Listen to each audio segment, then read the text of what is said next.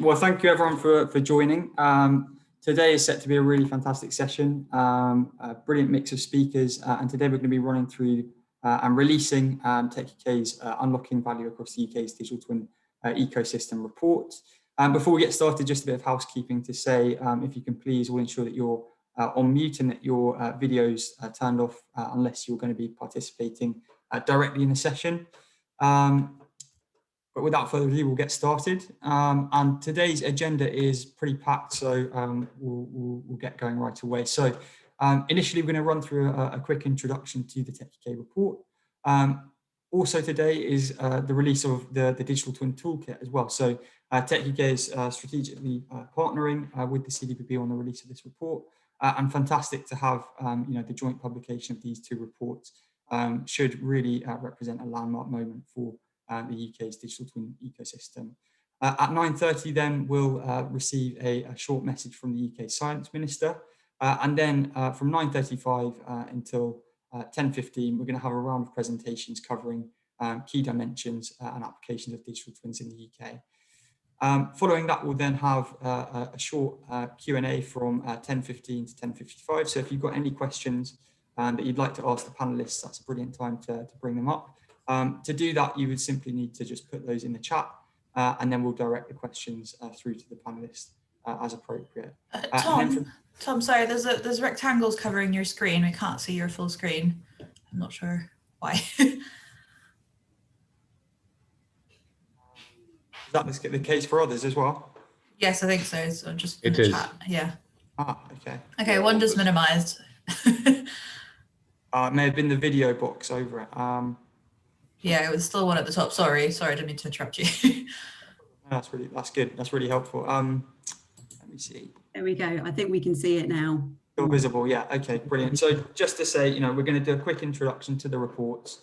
Then we're going to hear from the Science Minister.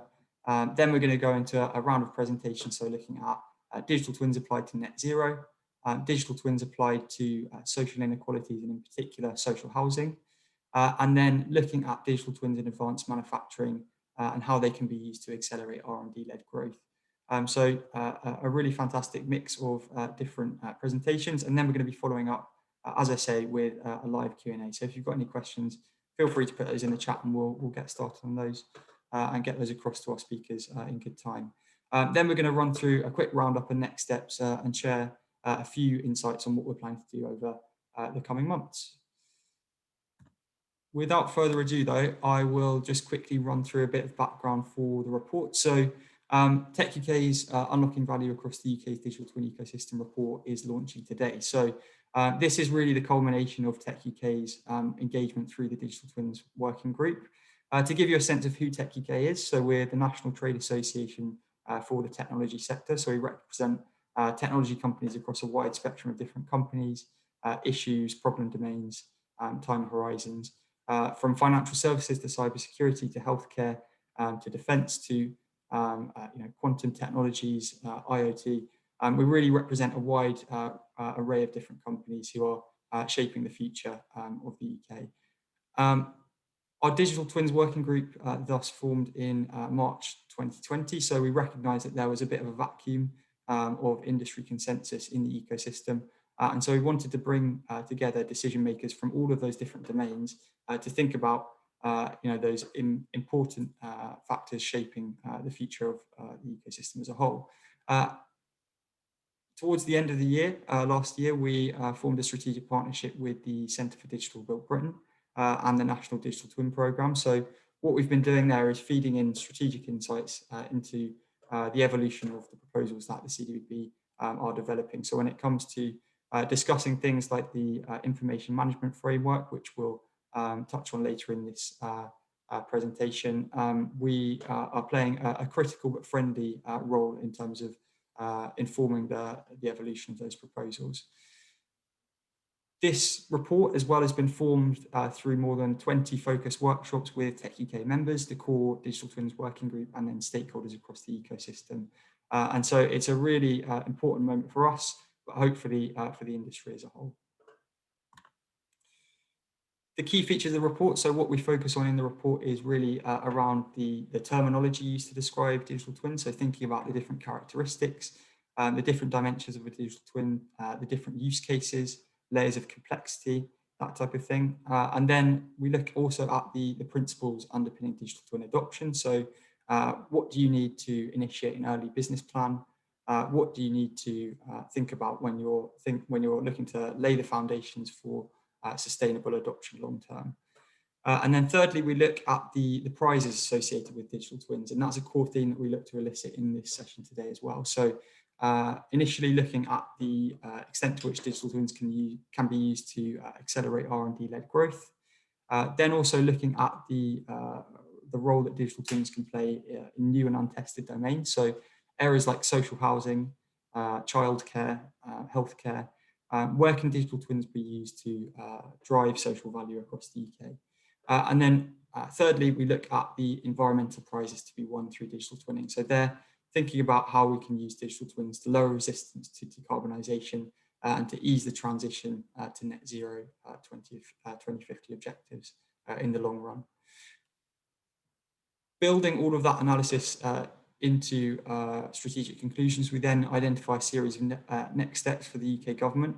And we think that the UK government can play an enabling and convening role in the UK's digital twin ecosystem for a number of years to come.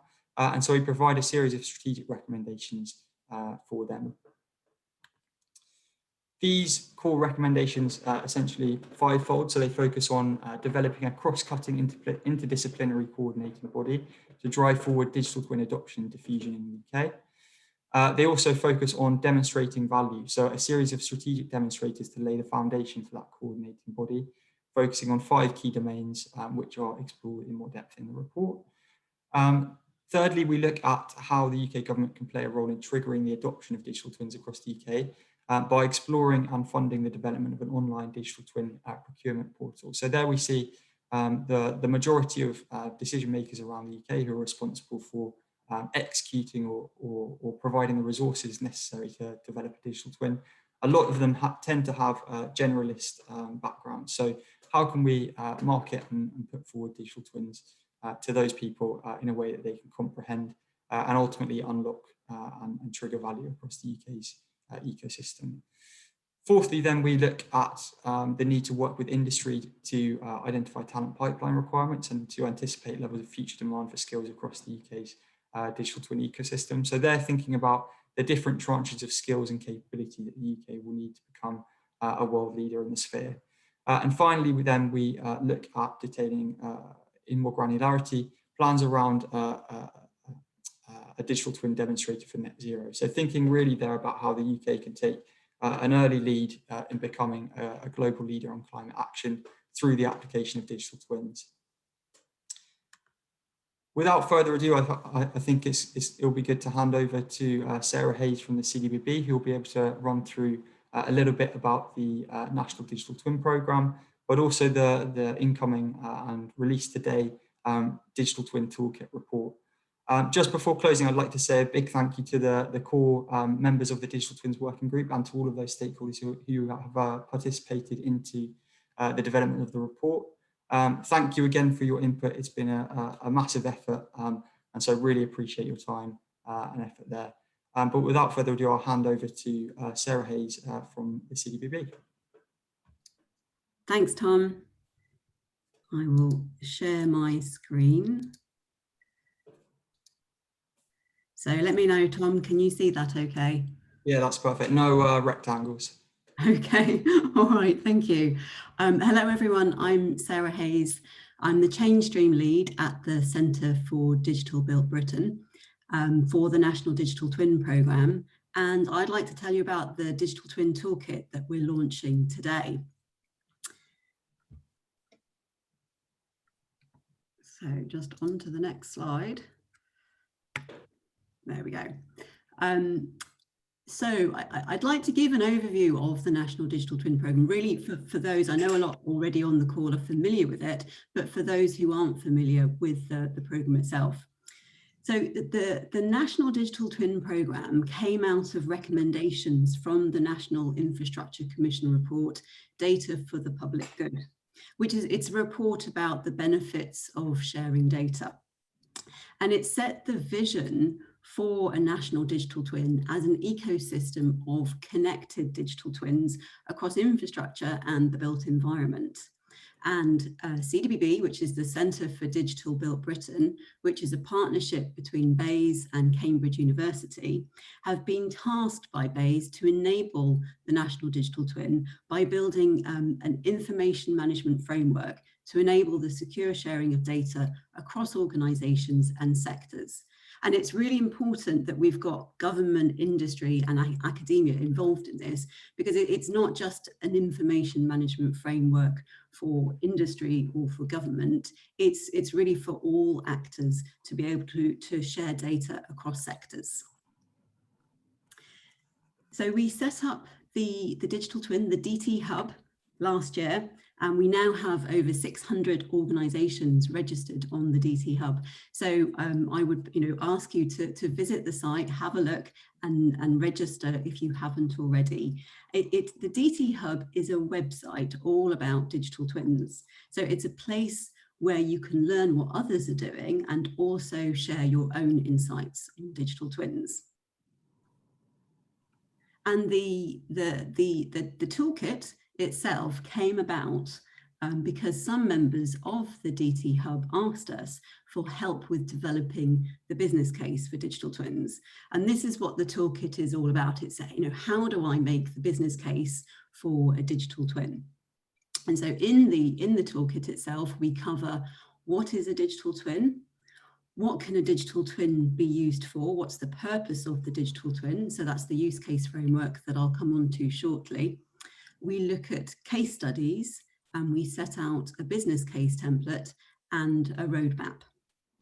So I think in the toolkit, we really get into the nuts and bolts of how do you approach digital twins and how do you make the business case for your digital twin. So the toolkit itself has been put together by the toolkit team. And what we have done is we've brought together a team of excellent volunteers who've worked together to produce this toolkit on a pro bono basis. So we are incredibly grateful to this team of people who have worked together for the last 6 months to put this all together. And now the toolkit is being developed as a community resource that everyone can use and contribute to and develop it further. So we're really grateful to this team who've brought expertise and experience to the development of the toolkit. So what's in the toolkit? What we do is we set out a description of a digital twin rather than a definition, because I think that there's still a lot of discussion around what is a digital twin, and that debate rages on. So what we tried to do is to set out a graphic here to show what we mean by digital twin. And hopefully here we show the connection between the physical world and the digital world. So how data flows from the physical to the digital to help us make decisions. And I like to see this as a pair of sunglasses through which we can see both the physical world and the digital world. And of course, when you're developing a digital twin, what is really important is your use case, being able to be very specific about what are you developing a digital twin for. And even more important is to make sure that you've got people in this equation, that digital twins really are about improving outcomes for people. So it's people, the stakeholders, who will make decisions as a result of using digital twins. And of course, those decisions have impact in the physical world. So that has impact on people. So I think when we're talking about digital twins, we've always got to remember the people aspect here and what the overall impact is and what we're driving to, which is basically better outcomes for everyone. And down at the bottom, you can see how the digital twin is connected to an ecosystem of connected digital twins. And that's what we see as the national digital twin. So if you see the lines between those little digital twins at the bottom, that is essentially the information management framework, which enables data sharing between digital twins. So the use case framework. So this has been developed by the toolkit team. And what we talked about is, what do we develop digital twins for? And we found that there were 3 overarching areas why people might develop digital twins. So the first is for strategy and planning purposes. So you might develop a digital twin for city planning. You might develop a digital twin for managing assets, so for optimization and operations. And thirdly, you might develop a digital twin for assurance purposes, so for safety and resilience. And I think it's helpful to look at this perhaps with a real example. So to think about the EV charging network. So we need an EV charging network across the UK, and of course that needs to be planned. So if you look at it from the strategy and planning perspective, we need a digital twin of the whole network would help us to understand how that whole network fits together and how it fits with existing transport infrastructure. So from the managing assets perspective, it's helpful to have a digital twin of EV charging points just to be able to monitor the service and the efficiency of the service itself, how well it is working. And then from an assurance perspective, it could be helpful to have a digital twin of the network to be able to demonstrate the safety at the individual charging point, but also to be able to understand resilience of the network as a whole. So looking at the demand and supply of energy to be able to understand how the network is working as a whole and what the level of resilience here is. So the point is here that you might develop a digital twin for a specific use case, and that might fall into one of those three areas, or it might actually fall across the three areas. So case studies. So we have developed a library of case studies on the DT Hub. And within the report, the DT Toolkit report, which is available on the DT Hub, you can click through to see this library of case studies of digital twins. And this, this has been growing over the last few months. As I really urge you to go and have a look. There's some really interesting case studies on the DT Hub. But I would also put an ask out today that if you have a case study of a digital twin, then please upload it to the DT Hub and share it with others, because I think other people will be really interested to read about your digital twin or the work that you're doing in the area of digital twins.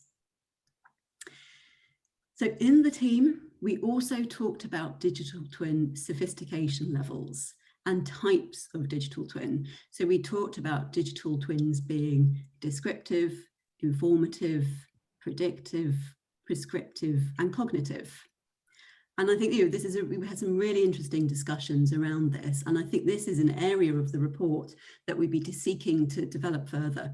So on the whole report, we're really looking for further feedback. This is the first iteration, and we're really looking for community feedback to take this further. What do you think of this? How can we improve it? What else should we be adding to this? So I urge you to have a look at that section of the report and comment. So we put together a roadmap, and in the roadmap there are 12 steps. So in these steps, you can see that these are the steps that we've set out to get to a digital twin. And we had a lot of discussions within the team about what was the order of the steps, what did you need to do. But I think what is really interesting here is the number of steps that you need to go through before you actually get to developing your digital twin.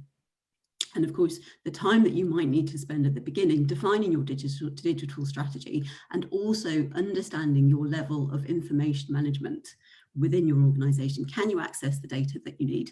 And then, of course, being able to define what the problem is that you want to solve, and being able to identify the specific use case for the digital twin. So I really encourage you to go and have a look at the roadmap, have a look through these steps, see if they make sense to you, and feedback to us on this. We're really looking to sort of develop this and evolve this as a really useful toolkit for everyone to be able to use. We were very fortunate to have a lawyer on the team who helped us think through the legal considerations for when you are developing a digital twin. So there's a small section on legal considerations that I'd encourage you to have a look at, and I think it will probably encourage you to make sure that you take legal advice when you are developing a digital twin, because of all the issues that you need to consider. And of course, in addition to the report itself, we actually have a business case template that you can use. So this is to help you write and develop your own business case. So we follow the Treasury Green Book 5-case model approach here: strategic, economic, financial, commercial, and management cases. And then we also set out the desirability, viability, feasibility approach. So is my digital twin desirable, viable, and feasible? So this is a Word document that you can download and edit. It's in very plain format, so you can use it for your own organization. So this is, hopefully will be a very useful resource, and the team spent a lot of time working on this. So very grateful to them for putting that together. So what's next? I think, as I've already sort of made the point a few times, we're really looking for feedback on the toolkit. This is a resource that we want to develop over time. Please use it, test it out, try it out with your, within your organizations, with your clients, and tell us what we can do to improve it.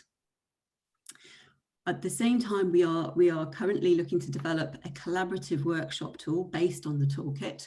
So this is something that you can use, will be something that you can use within your organizations to help get buy-in and support, and to help to be able to discuss what a digital twin can do for your organization within teams.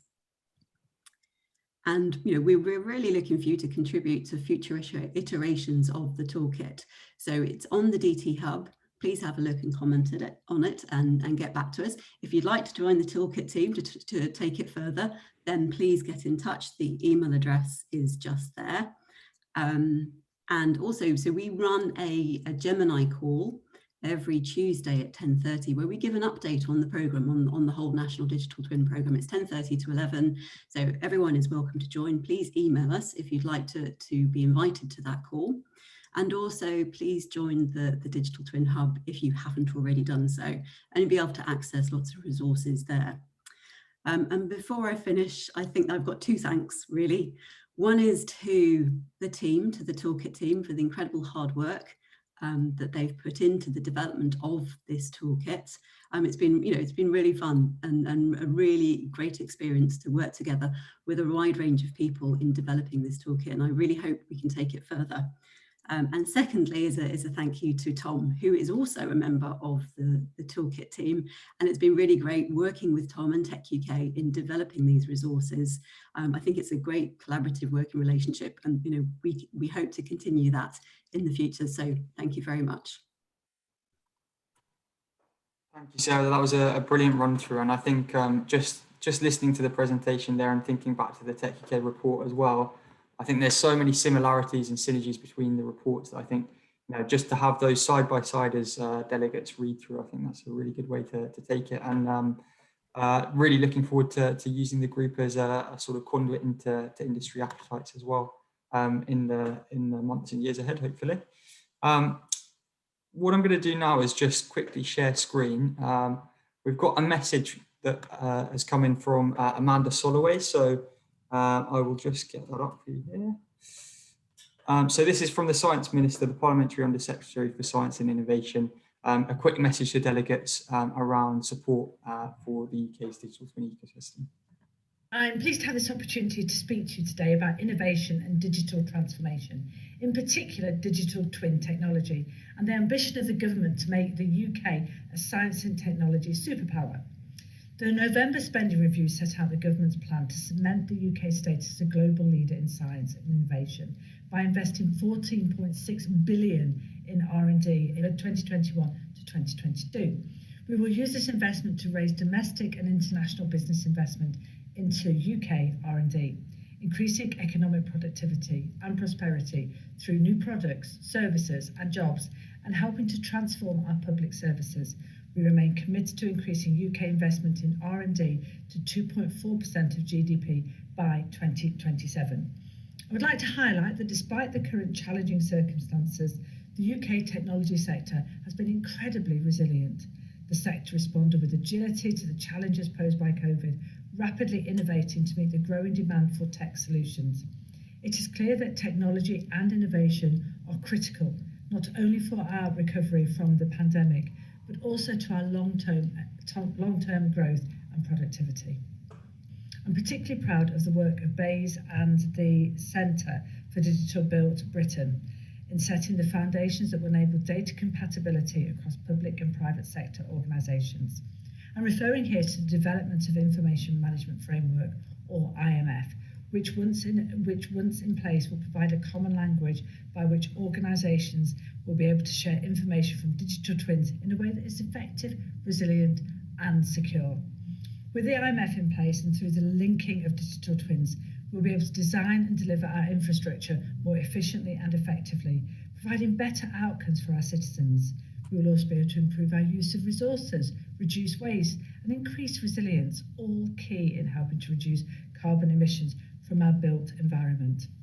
Data presented in consistent format also helps open up opportunities for our startups to grow and innovate as reliable data becomes increasingly available. Also, as many of you will know, the UK has been the global standard setter for building information modelling. Similar to what we achieved with BIM, the IMF and advanced digital twin capabilities could lead to significant new export opportunities. I am excited by the huge potential of digital twin technology and the transformative role it could play across many sectors, including manufacturing, transport, energy, food supply, health and defence, not to mention the key role that digital twins will continue to play in an increasingly automated world, enabling cheaper and faster testing and deployment of advanced robotics and automated systems. With the weight of enhanced computing power and AI behind them, I know that digital twins have the potential to unleash innovation, drive great productivity improvements, increase our competitiveness, and help us to create next generation public services. Thank you for listening, and to all of you for your involvement in supporting the growth of the digital twin ecosystem in the UK. I look forward to working with the techUK to increase digital twin adoption across business sectors, improve opportunities for digital twin startups, and make the UK a world leader in digital twin technology. And finally, I very much welcome the publication of the techUK report, which I'm sure will make an important contribution to our national discourse on digital twins and digital adoption broadly. I look forward to reading the report and reflecting on its findings. Thank you.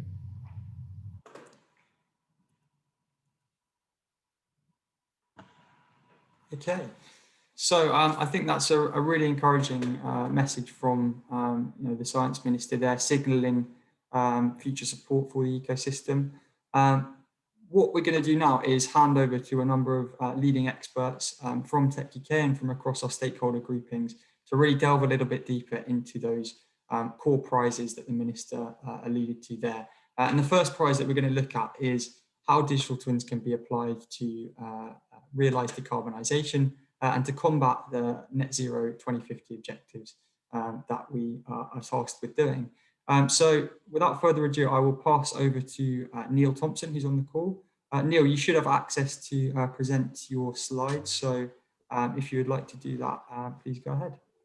Hopefully you can hear and see me as well. Cool. So some thumbs up or a nod on hearing me, please. Cool, excellent. Yeah, can see and hear you.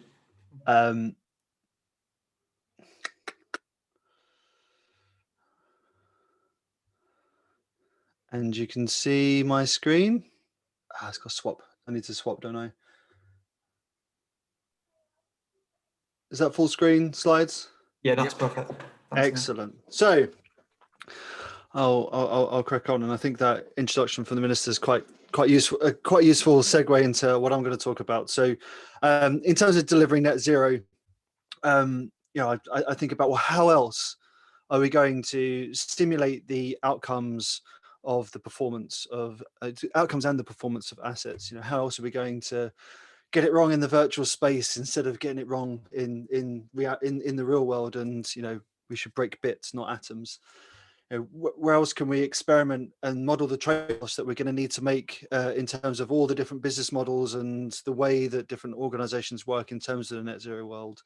And how else are we going to create a culture around evidence-based decision making and using digital supported decision making to support that?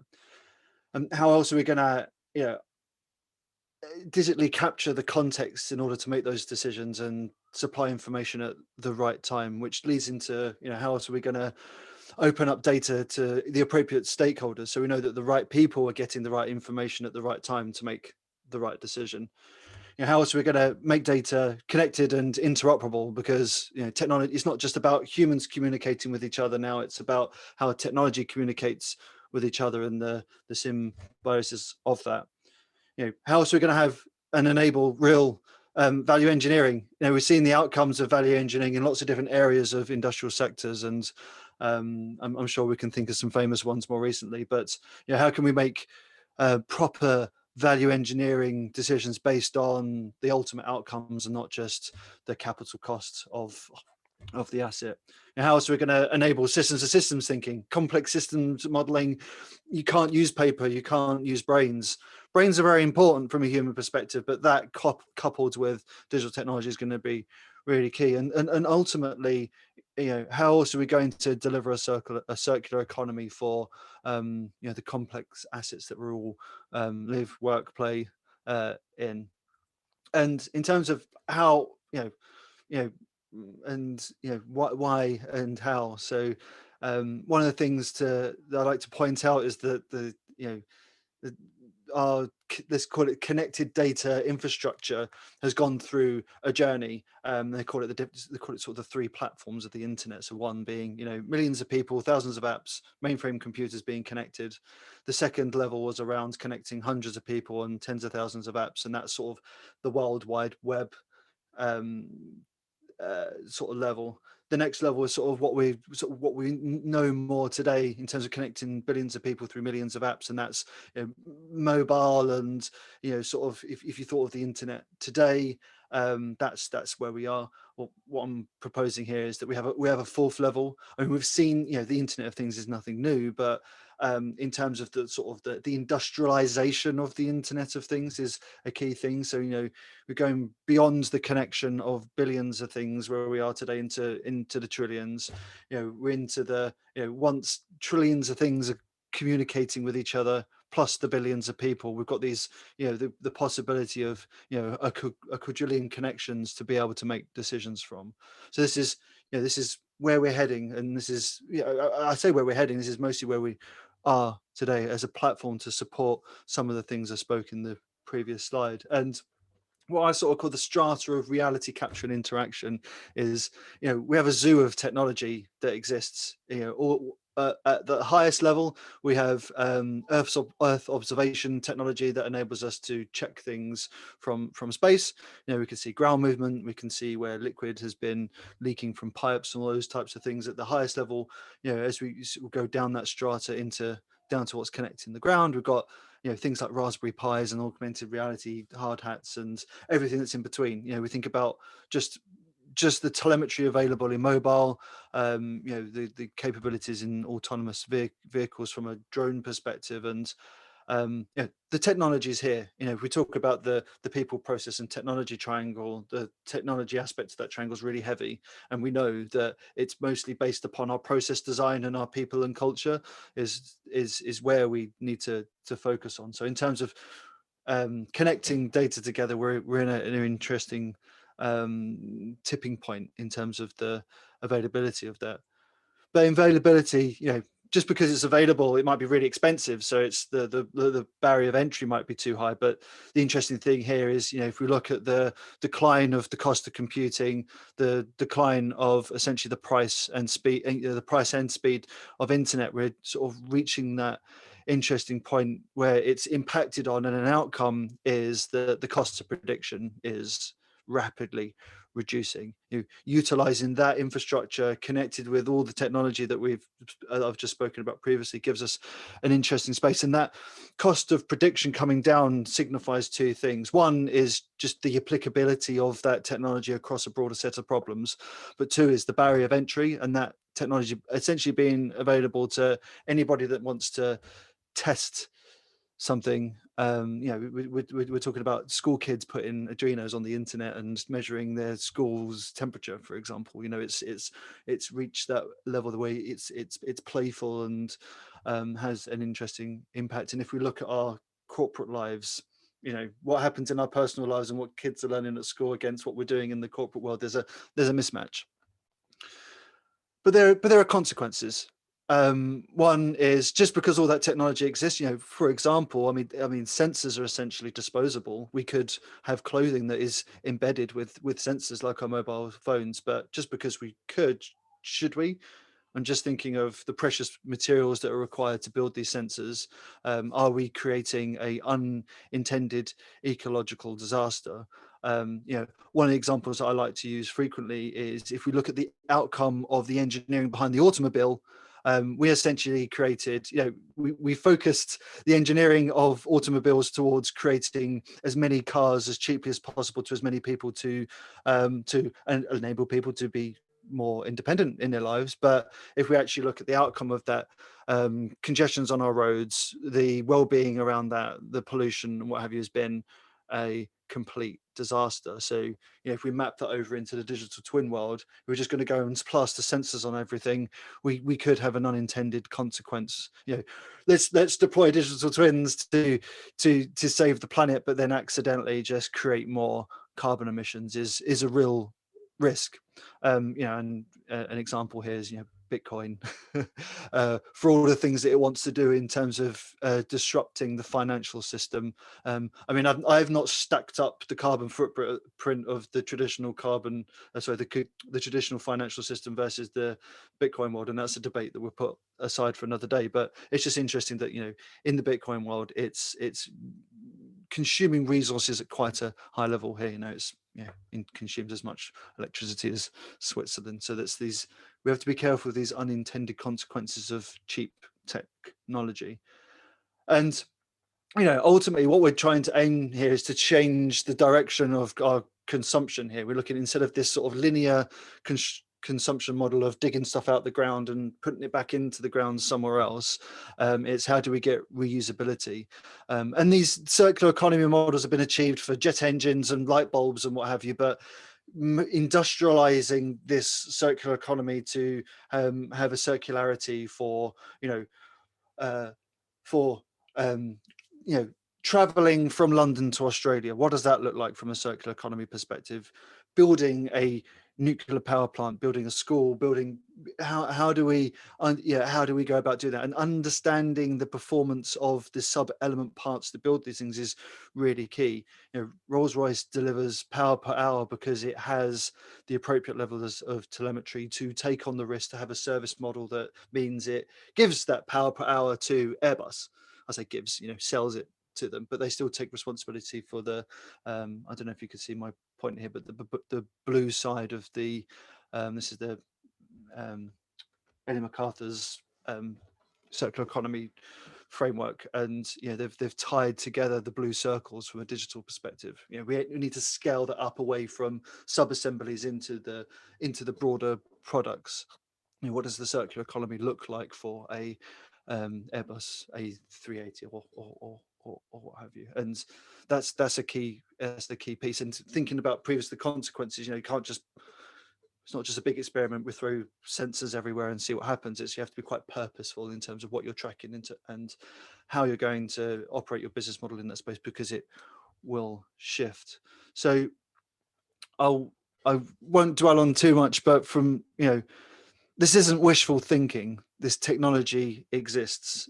We're not talking about jam tomorrow and silver bullets that are going to save the world. Essentially, you can't deliver net zero without the implementation of digital twins. We have to use technologies to support us to do that. And I'll stop there. Thank you, everyone. Brilliant, thank you, Neil. I think that final point you made there, especially, I mean, in terms of the imperative, the growing national level imperative of using digital twins across all of these different areas, I think that's a point that sort of carries across through all of the different presentations that we're going to be seeing today, and not least to the next presentation that we have from Bola. So Bola, if you'd like to share your screen, introduce yourself, and take it away. Yes, morning Tom, morning all. Absolute pleasure to be here. And as I begin to, can you see that full screen? Yeah, it looks great. Fabulous. And can you hear me okay? All good. Excellent. So I really wanted to challenge the audience before I started with one word in particular. It's called stigma. And that theme will throw throughout my my brief presentation this morning. So, Tom, thanks for the invitation. My name is Bola Abusogun. I'm a chartered quantity surveyor, 27-year veteran in the construction industry. And I am very, very keen to address, to your point around the social inequalities, and to try and work out what the opportunities are to embed digital twins for and in social housing. But why am I talking about stigma? Why am I talking about essentially social inequality? And why am I challenging not only myself, but the profession and the wider industry to get this right within this particular use case? So for me, stigma is personal. And I've decided to share a bit about my why. Social housing, my entry point in life in 71. I emerged and grew up on the Kingsman Estate in Hackney in East London. At the time, a socially deprived ward, at the time, the most socially deprived ward in Europe. But it didn't stop me from having those wonderful life chances. My parents did a great job. They are Nigerian. I really didn't have a choice. I had to listen. I had to go to school. I had to learn very quickly. I went to university and graduated in '94 successfully, having written my first, what is now called a process level digital twin. And at the time, I was really talking about artificial intelligence, machine learning, expert systems in the context of unstructured data in construction dispute resolution. Now, I give that as a backdrop, but my theme is still, what is it about stigma? What is it about stigma in social housing? What is it about the picture on the left that makes people think that actually, perhaps those individuals just don't deserve the best outcomes in life? But before I proceed, as I normally do, I have to give a range of thanks to some amazing people, starting with Fiona Moore, who came across, who actually attended one of my webinars last year for Constructing Excellence, talking about the business case and the moral need for greater ethnicity in construction. Fiona Moore, as fabulous as she was, very quickly introduced me to the amazing star Alexandra Bolton, exec director at CDBB. We had a fabulous conversation the day after my mother's birthday.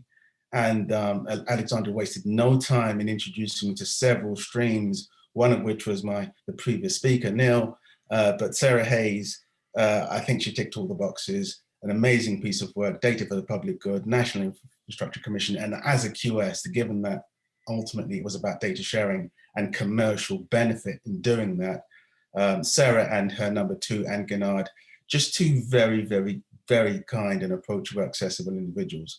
Sarah's leading the change room, as she said, and I just think I've got to commend Sarah particularly because the DT Toolkit team, which I now call the Dream Team, was just an eclectic mix of minds. It wasn't easy, I know that for sure, but I think you did really well. Now, without naming anybody in that team, I have to give special ontological props to Prof. Liz Varga. Now, I'm giving you that word, Liz, if you're on the call.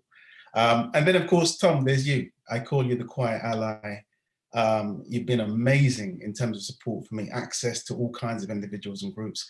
And I'm excited for you. I'm excited for where your future will take you. And I'm most privileged to be working with you as we begin to unpick and unpack this use case for social housing. Now, like I said, it's personal. Social housing is personal. Now, I hope your eye has been drawn to the picture on the right-hand side of the screen, the burning tower, which has become known as the Grenfell Tower and now has led to the Grenfell Tower inquiry. I talk about the black box. My view is very, very simple. Retrospectively, had that tower had a black box, as we know what the black box stands for in an aeroplane, I think the emergency services would have had a different challenge. And I don't think 72 people would have lost their lives. And I'm being factually correct in terms of the likelihood of what a digital twin solution could have achieved had it been in place for that particular building. I'm also alluding to some of the market interventions that exist today. The first as a direct consequence of the Grenfell tragedy. The Building Safety Bill talks about information management procedures that need to be in place and adopted and maintained by the duty holder. And the duty holder is not a role that can be delegated. You know, if you get it wrong, there's a price to pay. The Green Homes Agenda. Neil spoke very eloquently about the need to, as I call it, decarbonize the public sector estate. That's going to cost money. But again, we're building new homes. You know, the challenge for me with digital twins is not in the new build. That's easy. There's no challenge here. The challenge is existing building, the existing footprint, the existing fabric. How do we allow the existing footprint to complement the aspirations of the national digital twin? And I'm alluding to the Decent Home Standard. It's an area of work I've been involved in for 15 years.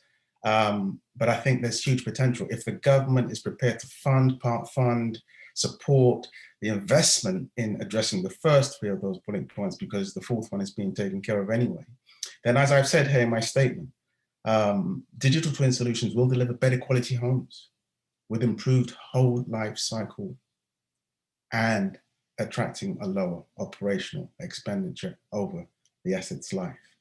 It will also potentially deliver a material reduction to homelessness if we focus on the underutilized and empty assets. You know, these are low-hanging fruit. And again, the big win here, I think, if we get it right, is we will be able to actually eradicate, or at least significantly reduce, both digital and energy poverty across social housing. But when we talk about social inequalities, what do we really mean? I've been chair of an initiative called Moving It Up now for 7 years. It's funded by two amazing organizations, City Rich Trust and Trust for London. It's supported by the Mayor of London, Sadiq Khan. And it really talks about introducing economic opportunity, career opportunity for young people, in particular young Black men. And the fact that we have failed, and the fact that I set up Urbanist in 2003 with a view to challenging public sector bodies around their management, measurement, monitoring of Section 106 outcomes of every public sector contract and failing miserably. My view is digital twins present another use case here and another low-hanging fruit in terms of opportunity to get it right. We need to connect all of these different procurement models that exist.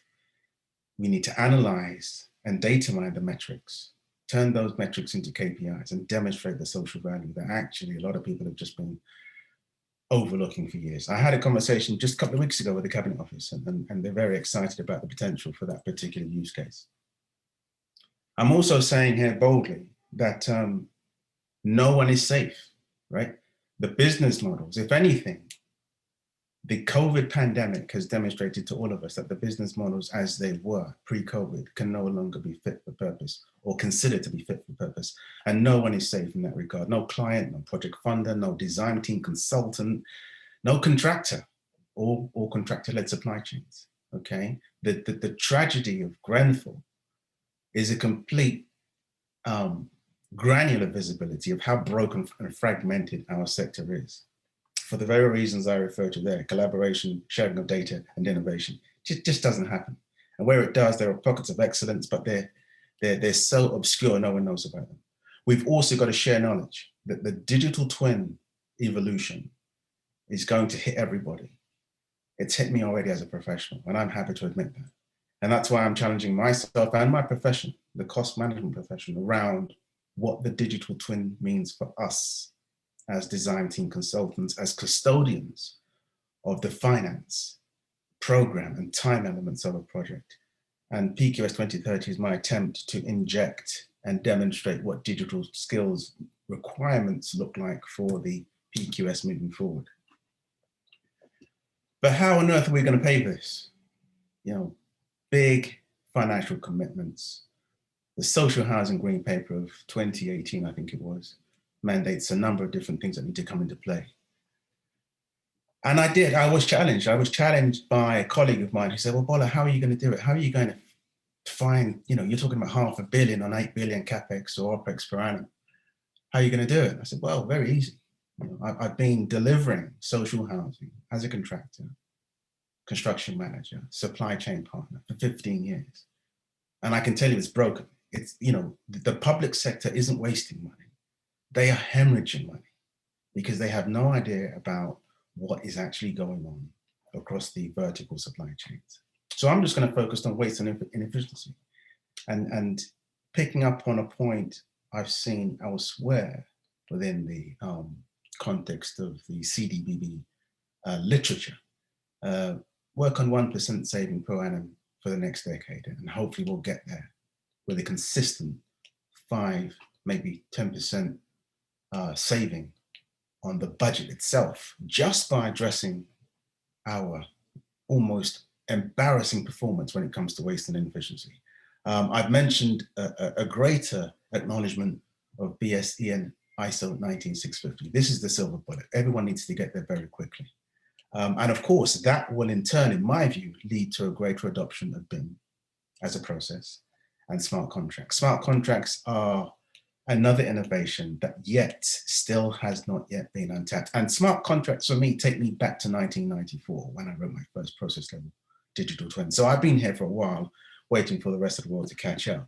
And we've got to remove suppliers that just don't play ball. You know, if we don't set those metrics and targets for the supply chains to innovate year on year without fail, then they really shouldn't be part of the solution. And of course, we have to pray that we all use our moral compass, because when we talk about social housing, we're talking about people. I think Sarah made the point about improving outcomes for people. We're talking about human beings. It shouldn't be that because they exist or reside in social housing, that they should be treated as the other than. That's just not good enough, especially in 2021, and particularly on the back of COVID. Now, this is where it gets exciting for me. So as a quantity surveyor, my professional body, the Royal Institution of Chartered Surveyors, we are and have been for some few years now, working on cost prediction. So for me, this is going to be a game changer for my profession. I'm very, very excited because, you know, going back to the specialist skill set of Professor Liz Varga, it is essentially about ontologies. You know, many have said, oh, cost management, it's become a dark art. I'm embarrassed about that because it shouldn't. I did a BSc, I'm a scientist. I mean, you know, some people call me the mad scientist, but the point is, there is a process to how we do things. There is a process to how we deduce, determine, demonstrate, and articulate construction cost. Now, applying that whole being and mantra to a social housing setting for me is what I want to continue doing for many years to come. But I'm also challenging my profession around what it means to introduce this new skill set to allow us to predict cost better in a more meaningful way. And I also intend to launch a technical apprenticeship to do that. But we are having a webinar next week. I'm on the panel with the RICS and fellow colleagues. So it's a bit of a plug for RICS as well in terms of the cost prediction webinar next week. But more to the point, I want us to use the various use cases that exist within the context of social housing to enhance the client's perception and understanding of cost versus value. And within the context of value, we really need to be talking about social value. I could go on, I won't, but I want to thank you all, and specifically yourself, Tom, for the invitation today. And I'll leave it there for now. Thank you, Bill. I think that presentation there, I mean, it just underlines, you know, how we need to really shift that paradigm of digital twin adoption into those new areas, new and untested areas, and to think about, you know, ultimately, what is our national ambition? What does it look like? How can we use digital twins to deliver that social transformation that we so urgently need across the UK? And I think that links really well into the next presentation that we've got from Rab Scott. So from the AMRC. So Rab, if you'd like to introduce yourself, share your slides, and over to you. Thank you, Tom. Thank you for the previous speakers. Hope this is coming through okay. Just waiting for some feedback, is it? Looks great, yeah.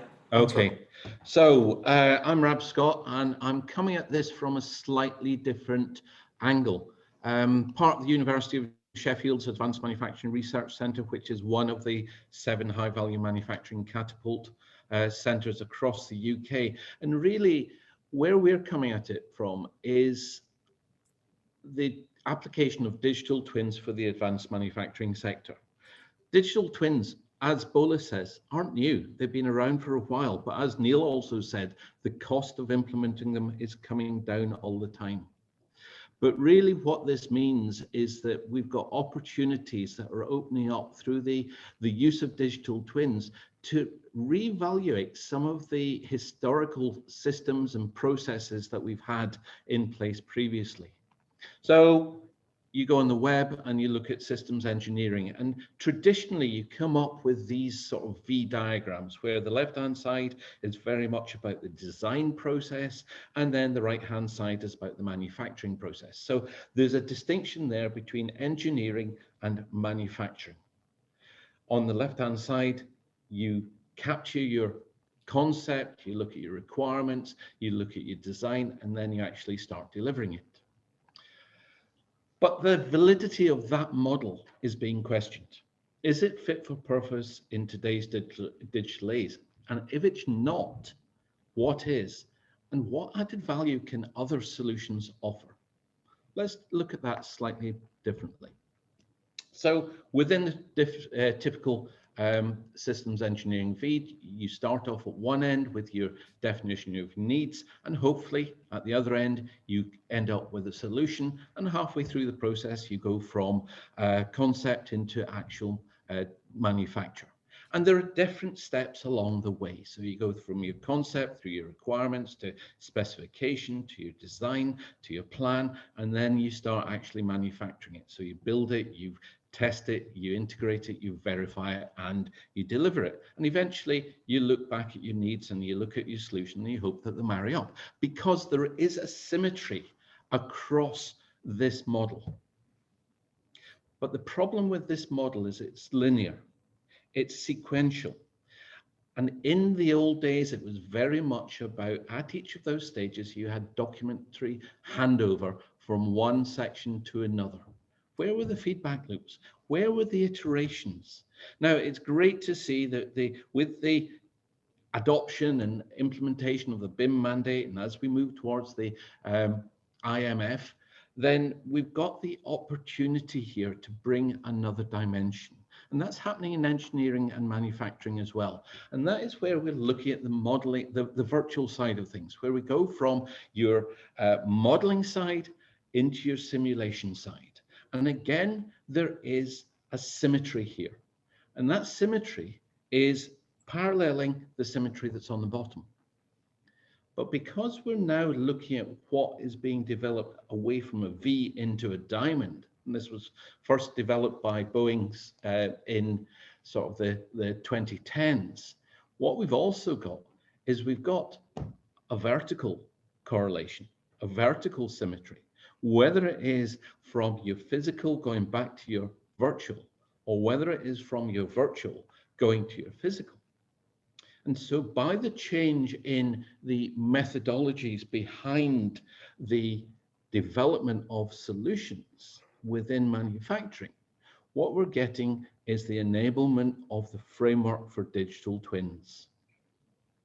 So we've moved from the 1990s systems engineering V model to the 2020s model-based enterprise diamond. And the important thing here is actually what's happening in the middle of the diamond.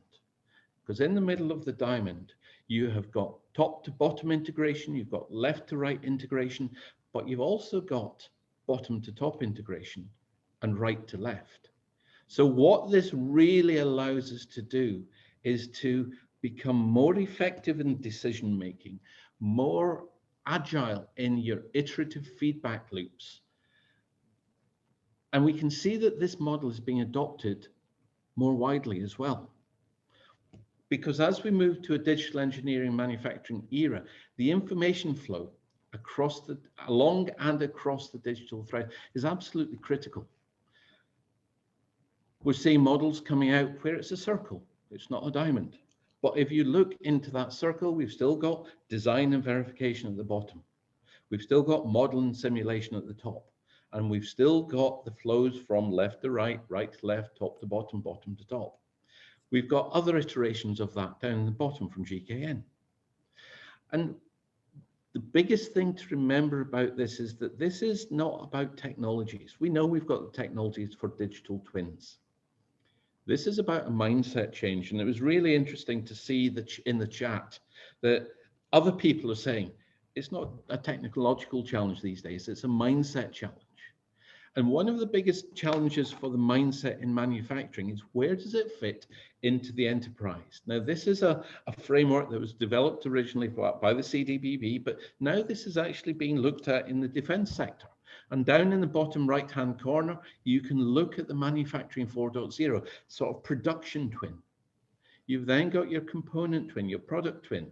And as you move up towards your top left, you need to start ending up in your enterprise or your market twin.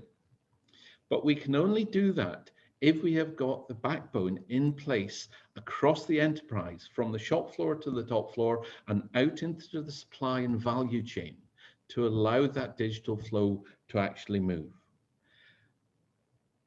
What that actually means is that as you go through your typical digital thread for manufacturing, going through from design to manufacture to assembly to operate to end of life, we then have got the opportunities to implement those digital twins. You can implement a product digital twin as soon as you've got a physical asset.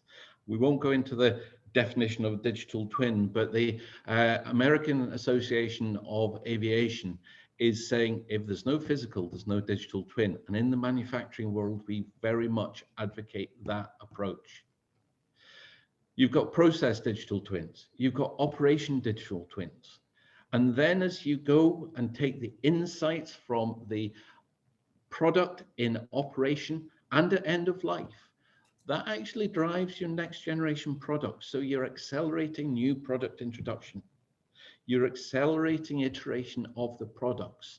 And that allows you to inform from your asset version 1 into your asset version 2 to really understand the value of your product that is being extracted by your market. And this is leading to new business models. So very quickly, I've just run through where the manufacturing and engineering manufacturing sectors are looking at, but a number of summaries here. New systems require new solutions. We are moving from linear processes to circular processes through the enablement of the digital backbone and digital thread. Circular processes enable and require new mindsets. Digital twins can enable across the whole life cycle and across the whole organization. And there is a Chinese proverb that the best time to plant a tree was 100 years ago, but the second best time is now. And really, that same message is true for digital twins. But what you've got to consider is how it will fit into a broader enterprise. Because the value of a digital twin is that if you operate it now, it can give you insight. With a library of insight, you can have hindsight. And as soon as you layer hindsight onto insight, you can extract foresight. Back to you, Tom. Brilliant, thank you, Rob. I think again, another really compelling presentation there, showing not only the importance of getting it right now, but taking those first steps, getting started in our digital twin journey, and how that can begin to deliver value as you look to develop and expand your plans as an organization. The next presentation that we have is from Owen Frank Schultz from IBM. He's also the chair of the Digital Twins Working Group here at techUK. Owen, if you'd like to take control and present, you should have access. And again, over to you. Good morning. Can you hear me, Tom? Yeah, can hear, see you, and the slides are there as well. Perfect. The slides are there. Excellent. All working. Thank you for this opportunity to address you.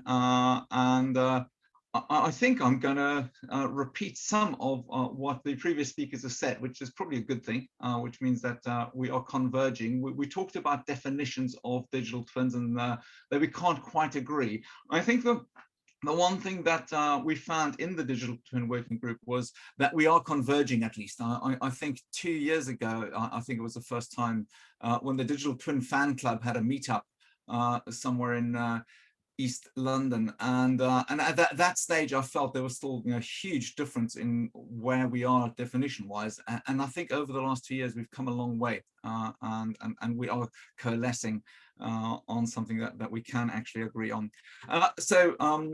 What I'm going to cover on is the kind of impact on R&D and the growth that we can generate with digital twins from R&D and the importance about that.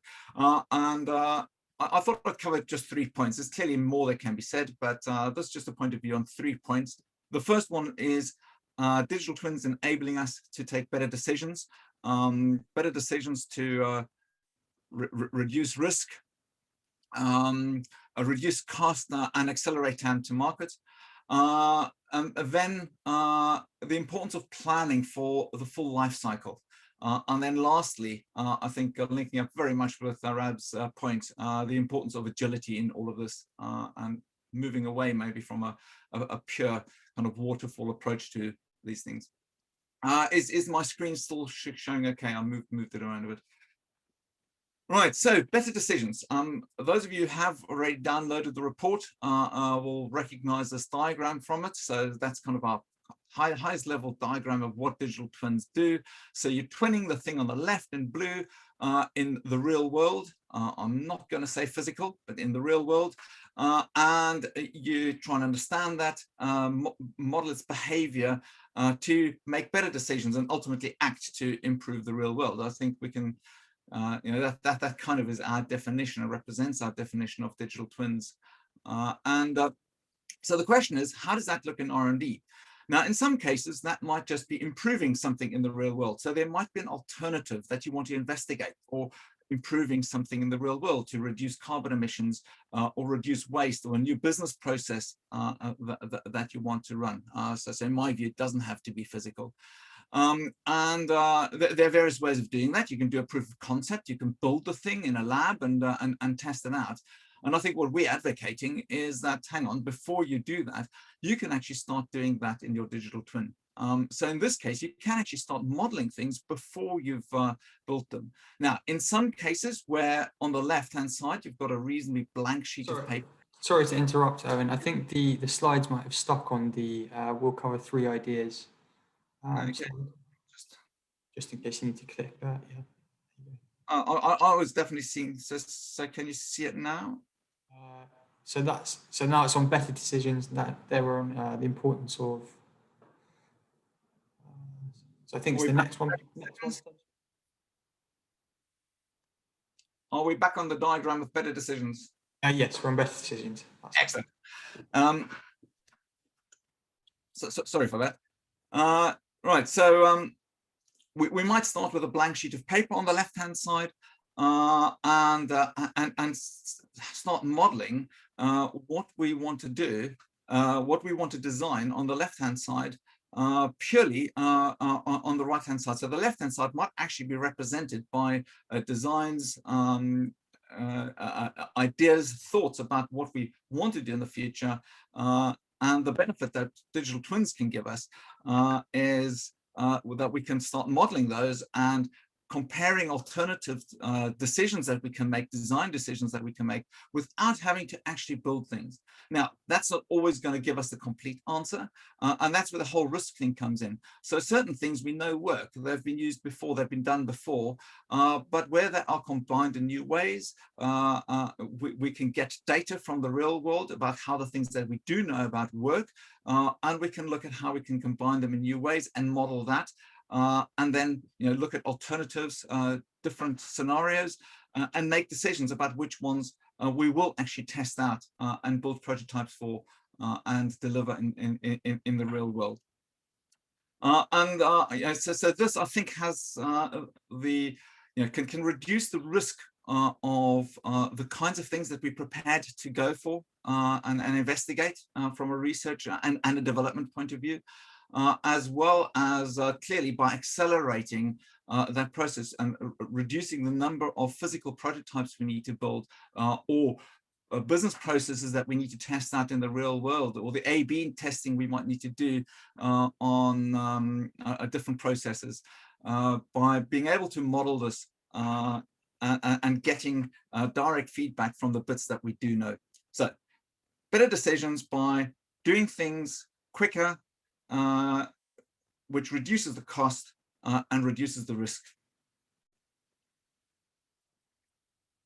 Now, R&D is usually at the start of this life cycle, again, a diagram from the document.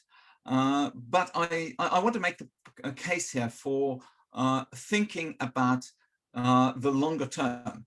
when we do these twins, because these twins, I think, can be extremely valuable once what we developed in R&D goes into production and becomes part of our environment. And while initially we might start with an experiment, and it's really easy to start just modeling stuff and doing that in a vacuum and not thinking about how these things will be used. The real value of this is being able to reuse these models as the thing that we are building develops. And the second thing is, I said, right at the start on that previous diagram, I mentioned that we might just be changing a small bit of something that we are twinning. So if you already have models for that you've developed over time for the whole thing, then it is so much easier to just investigate a new design option, a new decision you might want to take about that thing. But you can't do that unless you've built your digital twin on a solid foundation. And therefore that diagram at the bottom there, the idea is that you have a digital twin platform on which you can build these things, so a consistent technical platform that allows you to build digital twins at pace, but also with consistency. And then the most important thing, I think, is that digital twin core data. So semantic modeling is one way of structuring that, something that represents the real world in a way that everybody can understand, that all participants, and a lot of these things span multiple domains. So building a model of the data and creating a data pool that is well structured and where everybody knows exactly what each bit of data means, what its provenance is, so that the models that are then built on top of that are all consistent. And you might start off with digital experiment 1 in that diagram during the R&D phase, and you might add another one as you evaluate an alternative. And as you extend, and as it then goes into production, you might extend a whole lot of operational models that look at how you're going to operate this and maintain this, if it is an asset, more effectively, through an extension of models, all building on this core digital platform or digital twin platform and this model of the real world that can be extended as the model grows to the future. Now, that might sound like I'm advocating a huge amount of work up front, which might put people off. And quite to the contrary, I think linking in with do we really need to go down the V diagram, the waterfall method for all of these things? And I think digital twins, especially early on in the R&D phase, lend themselves extremely well to agile development. I don't think that agile development is necessarily the answer to everything. But I think the idea of minimum viable products, of getting something that is good enough to help us make a decision, good enough to discard an idea, for example, in favor of another one, and then progressing with that one, and doing that iteratively and very quickly, gathering some data, structuring it, starting to structure it early on, but you don't need everything right at the start, so that you can move at pace, make decisions quickly, and then move on. I think as long as you do that on the base platform and the core data model that I explained in the previous one, this can give you both longevity of the digital twin as well as rapid development. So that's all I was going to say. I'd rather leave more time for the question and answer session. So just those 3 points I wanted to make: better decisions that reduce cost, risk, and accelerate things. The importance of planning for the whole life cycle so that we can continue to derive the value from the digital twin well past R&D. And lastly, the importance of agility to make these digital twins real accelerators rather than yet another thing that needs to be done and something that slows down R&D. So I see these 3 things working together in that way. And then as the last speaker, and I think few have mentioned this before, but nobody should underestimate the amount of effort that Tom has personally put into this. And I'd like to personally thank him and Neil, who's worked very hard with us, as well as the whole working group, of course. But I'd like to highlight the effort that Tom has put into this. And herding these cats and making sure that we actually get to this point. Thanks, Tom. Thank you, Owen. I think that's a brilliant presentation. I think especially that last bit around the importance of planning for the life cycle and of agility. I think that's something that bleeds right down through the report. And I think, you know, in the discussion that we're about to have around the right approach towards adoption, the right prizes that you should be thinking about, as well as, you know, the support mechanisms that need to be in place for the UK's digital twin ecosystem to thrive. I think that's going to be a really interesting discussion. So what I'd like to do now, if possible, is to bring back all of the speakers who have just done their presentations. If you'd like to come off mute or put your video cameras back on, if possible.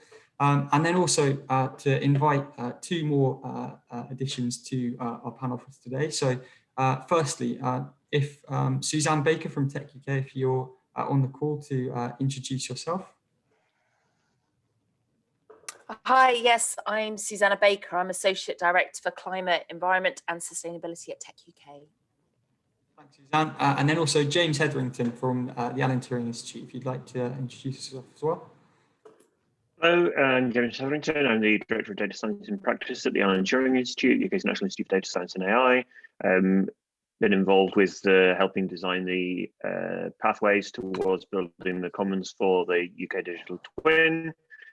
But I spent most of the last year building digital twins of the plague, working as the Chief Data Science Advisor to the Joint Biosecurity Centre. Thank you, James. So really, I guess just to go through, you know, the running order almost to begin. Neil, if it's possible to begin with you, if you're on the call, just to really run back and address one of the points that you brought up initially. So you mentioned there in your presentation around how digital twins can drive decarbonisation. One of the questions I wanted to pose to you was, you know, what do you think are the current main inhibitors of progress across the UK's digital twin ecosystem? You know, what are those barriers that we're seeing that need to be overcome in order for those prizes like decarbonisation to be realised in the future? Oh God, so one of the hardest questions on earth is how do we go about doing something about it? I think the two main, let's say, barriers, but the things that make it slower is and part of this report and us feeding our feedback to government is, I think it needs a stronger hand, not just from our national government, but you know, multilateral collaborations globally. It's a global problem, and it's one of the reasons why governments exist is to help us deal with these sort of huge problems, and we need stronger leadership from that perspective. I think we're getting there.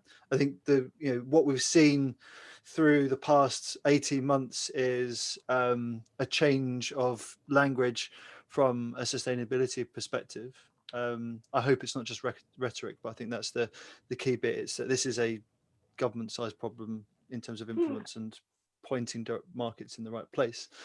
The other one is then sort of, I guess that's the top-down aspect. The other side is the bottom up. You know, I just think about my own personal circumstances. I consume way too much natural gas, for example. I mean, my carbon footprint from that perspective is ridiculous, and it's half of, I've bought a house that was built in 1905, and it's just, how many buildings does that, how many buildings of those do we have up and down the country where, just finding a different type of boiler, let's have an electric one and connecting it to the grid isn't quite going to cut it. What's the citizen level support in terms of being able to do something about it? I'd love to make my footprint net zero, but at this moment in time, in terms of just as something as simple as heating my home, I'm an engineer, right? And I'm struggling to find ways of doing that. And I'm an informed person. What does that mean for the general population? So I think they're the two key areas: is empowering the citizen to make, for them to be able to invest in their own decarbonisation. But then there's the government level to influence everything in between. Brilliant. Thanks, Neil. I guess one of the things you spoke about first there was really around the sort of leadership that you need to... I can't hear you, Tom. I don't know if it's just me. No, you're a bit soft. How's that? Better now? That's better. Okay, sorry about that. Yeah, no, I was just going to say one of the things you mentioned first, I suppose, is the type of leadership that you need to enact a digital twin journey. And Bola, I'd like to turn to you just really on that point. You know, you've got that domain expertise from the social housing sector, exposure to all of these different decision makers who, I guess, have the resource ultimately to decide whether a digital twin is the right thing to do. Just wanted to get your thoughts on that. You know, what are the type of capabilities, the type of skills, the type of leadership ultimately that you need within those domains in order to enact and carry through a digital twin, do you think? You know, Tom, as always, it's a multi-layered question with you, isn't it? There's no one answer to your question, but listen, I'll give some context. So specifically within construction and within that housing and within that social housing and within that underutilized buildings. So the reality check is homelessness is a problem today, right? We can fix it essentially by identifying individual properties and assets on a UPRN basis, i.e. unique property reference number basis. And we can begin to connect twins that talk to social housing, healthcare, education. We can connect twins that are connected, that share data, that share common interests. I mean, you know, you talk about leadership, you know, what we need is a level of humility, right? If COVID has done nothing else, it's demonstrated that actually we're all vulnerable. So we all need to respect each other. And if the so-called leaders understand that actually the moral objective to getting it right is too expensive to fail, right? We've seen what that lack of leadership has yielded. Take a look at that building called Grenfell. That's what lack of leadership does, right? So this is very simple. There's no science behind this part of the equation. This is a conversation about, do you know what it takes to do the right thing? Do you have the skills to make the right decisions? Well, guess what? The digital twin solution can help you get there quicker in a 24/7, 365 scenario. It never sleeps, right? The twins shouldn't sleep on the job like human beings are allowed to do in some cases. So the leadership aspect of this really talks about, well, as a leader, do I have the right skills myself? Because if I don't, where do I go to get them? And for me, this is why I think the reference and the constant navigation to the DT Hub, for example, is a great source of intelligence, because for those that have no understanding about what we're talking about, even today, go and register on the DT Hub, fill your boots, come back and ask questions. But the cost of doing nothing, Tom, in 2021 is just too expensive, right? So leadership at all levels, this isn't a board level decision. This is this is a cultural shift. I think it was Rab that made the point. The elephant in the room here is culture, right? And that's why I started my presentation with stigma, because stigma, discrimination, you know, I always bat for the underdog. I bat for those that have no voice, that don't know how to do things that I can do and have been blessed to be able to do very well, right? But I don't consider myself leader. I'm just very conscious of what contribution I can make to society. And for me, the digital twin solution, should that be the required solution after you've carried out your business case, is a no-brainer, depending on the level of sophistication or complexity you want to achieve. But you've got to start understanding how structured is my data, how clean is it, how useful is it, how easily can I share it, and who else needs it to make those more informed decisions. So leadership is about vulnerability, recognizing your limitations and going elsewhere for the answers if you know you don't have them, if that makes sense. Yeah, I think that's an excellent answer. And Rab, I guess, you know, similar question really to you is, you know, and I know we mentioned it in a conversation we had before, you know, the technology is almost there in the here and now. So if it's not the technology, you know, what is it? What is it that's holding back digital twin adoption? Is it, as Bola says there, the more cultural elements of leadership and how that's enacted throughout organisations across the UK? Do you think that's the case?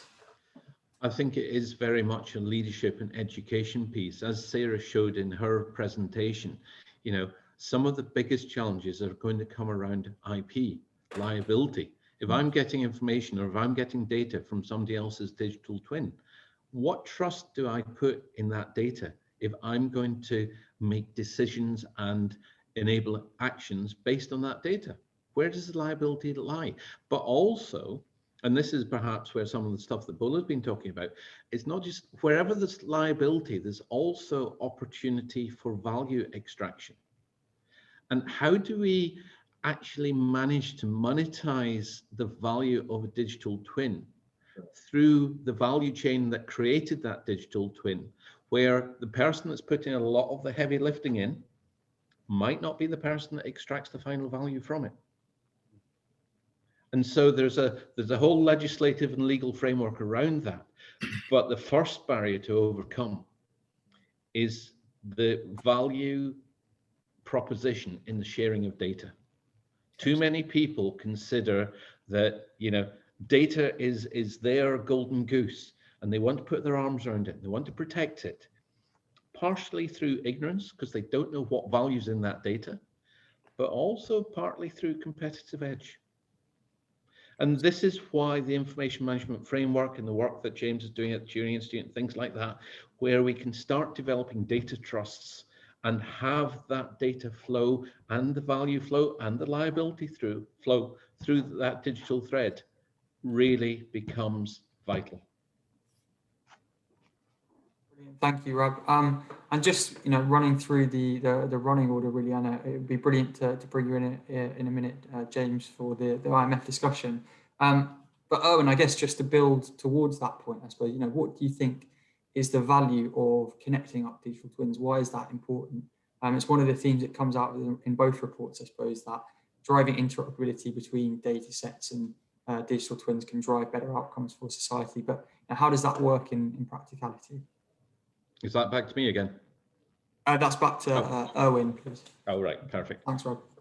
I was going to say one thing on the previous question before I address that, and that is actually that in terms of the challenges, I completely agree with Rab about you know, this whole data sharing thing and so on, which I'll address in a second. But I think the other thing is that a lot of the benefit of digital twins is the ability to address system-wide challenges. But that's also one of the challenges for digital twins themselves, is they need cooperation, even with inside an organization. You know, never mind connecting different organizations together, cutting across the silos with inside an organization where the benefits of the digital twin might actually be distributed amongst them and may not accrue to that part of the organization that might initially at least have to give the biggest input. So I think that is one of the big challenges of getting digital twins off the ground, is that, you know, yes, it provides system-wide can provide system-wide optimization, but also needs system-wide contribution. So that's in my book, you know, starting right within an organization is a challenge. And I think, and the reason I wanted to mention that in response to your question to me was that I think that effectively mirrors the challenge of and the benefit of using digital twins across organizations. So, I mean, I think, you know, so there have been some really good examples given by the CDBB in the early work around the one that I use, which I don't claim any IPR for, is you know, just locating charge points. If you want to know where to charge and where to put charge points of electric vehicles, I mean, that is such a multifaceted problem. So you need to understand the highways network to know where people drive. You need to understand how people behave and where they're likely to want to stop to recharge your vehicles. You need to understand the distribution networks to understand where there's spare capacity available, so you don't have to have huge reinforcement costs to put these. You need to understand technology, because maybe you can balance some of that by putting storage nearby those charge points. So that's just one use case that shows how, you know, a relatively simple question as to where do we put EV charge points requires you know, multi-faceted input and also multiple organizations to contribute.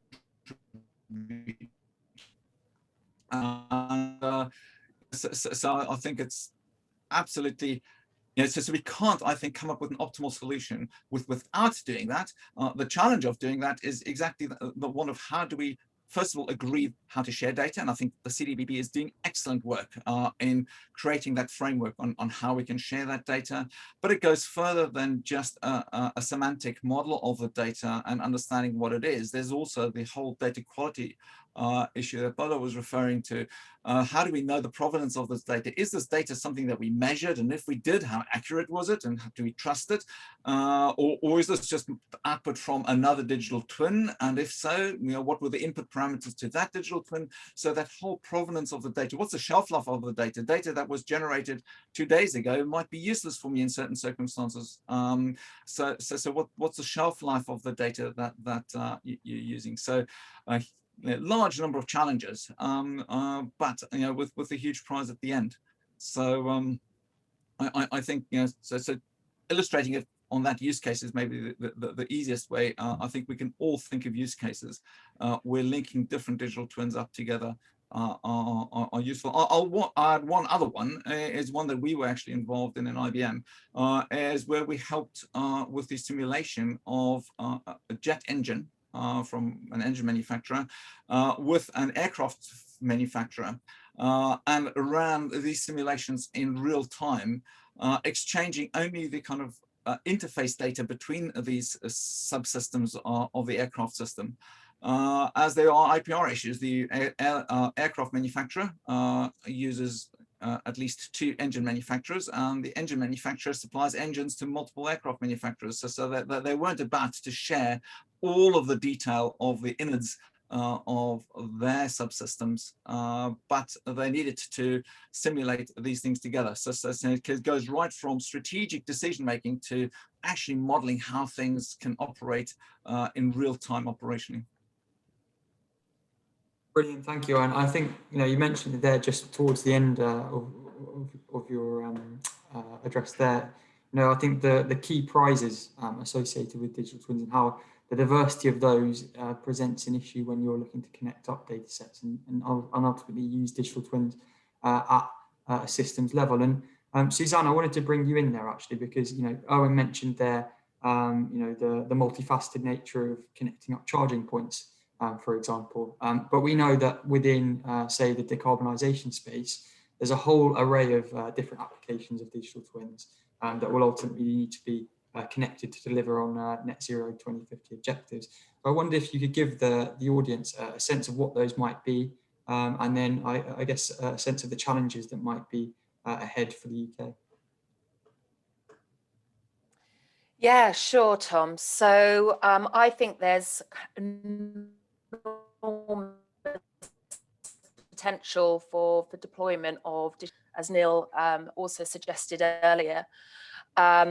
So if we look at the energy system, we are moving from a position where historically there was around 400 key assets and players that were being managed on the UK grid, where we're moving now to a position where we will have up to 50 million actors and assets. So there's going to be a huge amount of complexity. And part of that is being driven by decentralization. So the falling cost of renewables is making it more accessible to both business and consumers.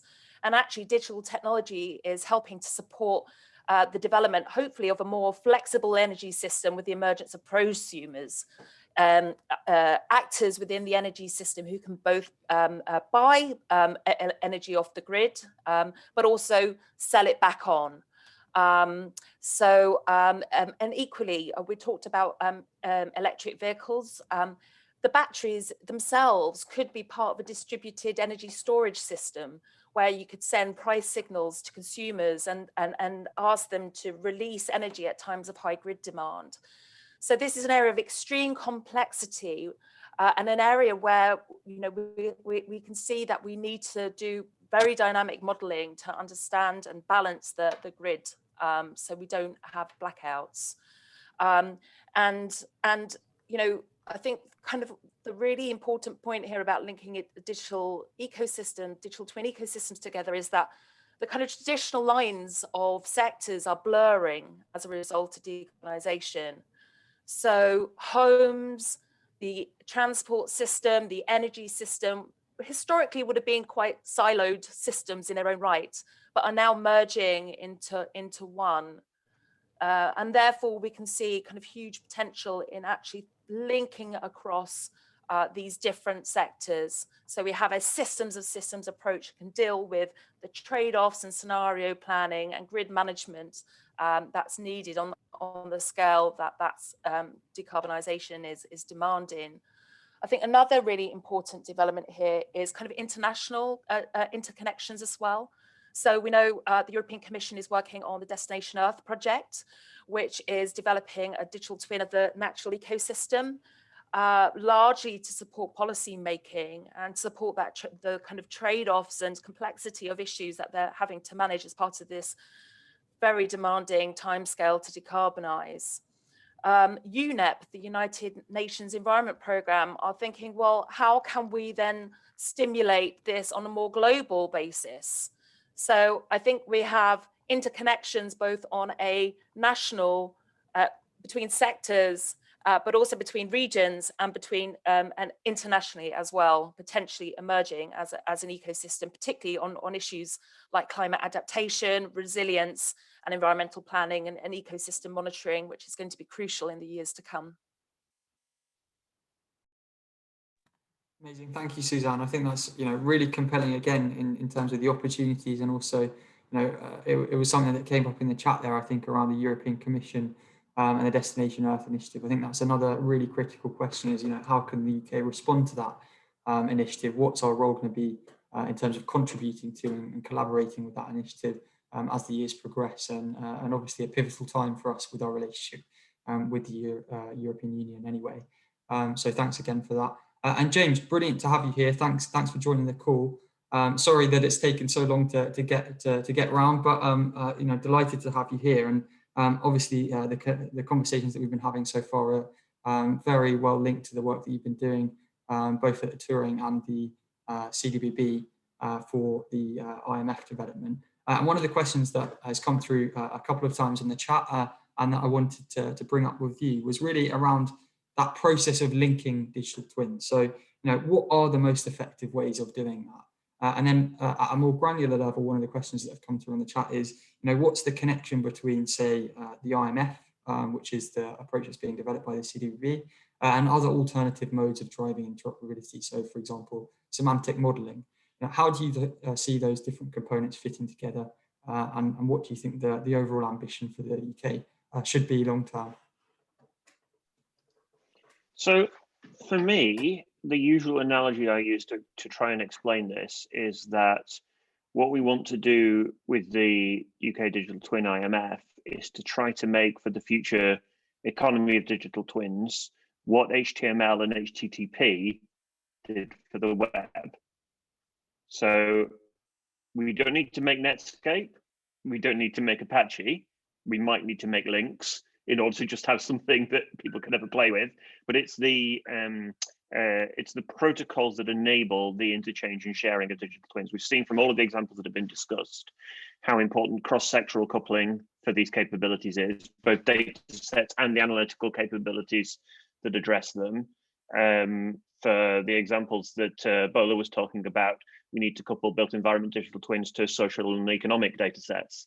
We've heard about the importance in the chat of coupling to weather and climate modeling and those aspects. All of these things require the protocols for interoperability.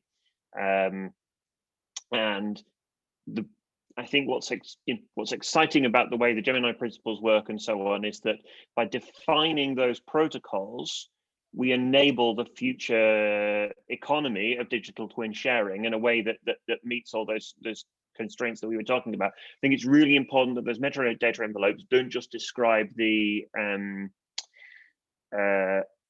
of what the model is from a physical point of view, what the analytical capability or data set is from a physical point of view, but the usage protocols as well. We've heard about the security issues, about when you can couple things and see the insides, and when you can only see the APIs, the envelopes of things because of the security issues. So the things the computers need to be able to address is the may I use this what may I use it for, who may use it, and under what circumstances, as well as the what does it do bits. And if we get all of that metadata wrap in terms of protocols, then that changes the scaling factors on how quickly we can build this assemblage. So one of the experiences we've had over the last year in infectious disease modeling, has been the point-to-point approach. Oh gosh, I've got this model and I've got this model and I'll wrangle the data together. Has a sort of friction activation energy when it comes to almost emergency response construction of a couple digital twin. And I see a lot more of that type of thing coming down the line, where we need to put digital twins together quickly. And while it may seem unagile to be going, right, okay, let's design an information management protocol rather than, let's just couple digital twins by any means necessary. I think that will give us the agility in the medium term to be able to do this stuff, to compose twins rapidly and efficiently. Brilliant, thank you, James. And thank you for everyone sending the comments and the questions in through the chat. Really sort of vibrant discussion going on there, so thanks again. What I wanted to do now was to basically pose the same question to all of our speakers, and perhaps to go through in almost reverse order. And the question is, people on the call, organisations up and down the country thinking about developing and adopting a digital twin, what do you think they should be doing in the here and now to prepare themselves for that? What are the first steps on that journey that they should be thinking about? Even if it's not those first steps, what should they at least keep in mind? What should they be considering? James, if you'd like to start, and then we'll just run through back through the cycle. So really, it's just bread and butter digital transformation. We spend a lot of time in the Turing context talking to organizations who say, can we have some deep learning, please? And actually what people need is to get their data out of PDFs and Excel spreadsheets. That's the event. And there's exciting technologies to help us do this. If this is all done manually by, lots of interns poring over 40 years backlog of PDFs and spreadsheets, that won't scale, right? But the beginnings of the journey to digital twins are the beginnings of the journey to any digital transformation. It's just getting our legacy data assets in a form which is easier for computers to address. That's one piece. And then the second piece is the same thing for your analytical capabilities. So the more it looks like a reproducible computer program, something in R or Python, and the less it looks like some, this kind of legacy spreadsheet modeling that we're all used to, the more amenable that will be to this transformation. Although there are technologies again to allow us to bring all of those things as well. So remember, digital twins brings together data sets and analytical capabilities. We often use the word models, but the word model is overused. And it's bringing those, working on that digital transformation across both of those kind of sets of legacy assets. That's how we get ready. Brilliant, thank you, James. Suzanne, over to you if you've got any perspectives on how we get started on that digital twin transformation journey, as James just alluded to there. Yeah, I think I'll just build on James's point that absolutely agree with his point. Data is absolutely at the heart. But equally, we see too often digital transformation programs being led from IT functions within companies. It has to be driven from the top, and it has to have that board level support and buy-in for it to generate kind of real results. And of course, I would say read techUK's report and the digital twin toolkits, which I think helps to frame and provide some context and help think about how you plan for a kind of long life and robust and resilient digital twin. Brilliant, thank you, Suzanne. And over to you, Owen, if you've got any perspectives on how you get started, what you should be thinking about at the beginning of your journey.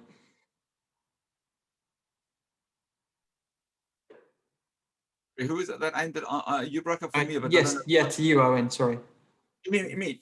Yes. So Suzanne stole my thunder. I was going to say read this report. But I really do think that I think there's a huge amount of education still necessary. So I think I said we're coalescing towards what we kind of agree a digital twin is. I think that's in a very narrow community. So I think even with colleagues, with customers, people I talk to, I think so apart from those people who are into digital twins, if we want to use that term, there are a lot of people who don't have a real clue as to what they are and what they could be used for. So and I think this report, and I'm not just saying that because we kind of help produce it, but I really think this report is a great starting point for people to educate themselves about what digital twins can do. And then I'm going to start from the other end, not the data end. That is to start with the decisions you need to make. Where in your systems are your real challenges? What are the things where you need to optimize your decisions, and then work backwards from that? What are the business problems you're going to try and solve? And then look at whether digital twins, I mean, for some of those, digital twins won't be right, but for some of them they will, and find out where they are. And then the third thing I think is you need to create some competence. We talk, so to build that underlying platform, to start building that semantic model, to start understanding your data. And then clearly you may need to collect a lot more data or improve the quality of your data, but that should be driving a better decision that you're going to make that's going to impact the real world in some way, shape or form. Great, thank you, Owen. And Rob, over to you, really. And if possible, I'd like to sort of fuse it with a question that's come through just now in the chat. And it's about, the possibility of, I guess, connecting up different digital twin working groups that are sort of sprouting up across the UK. I guess, the original question in there. So, what do you think, decision makers should be doing at that beginning of their journey? But then, longer term, I suppose, what do you think the value is of those different ecosystems? Gradually coming together as those green shoots of activity sprouts up around the UK. So I've been making some notes as we've been going along, and the common message that's coming through, and we would absolutely support this, is define the use case, define the business case. And that's why the techUK, the digital twin hubs template, I think, is going to be really, really useful, because if we can have people defining the business case in standard methodology, then it allows you to compare and contrast. You've also got to understand what the financial value is, because there is a cost to implementing digital twins, and are you really going to get that return on investment?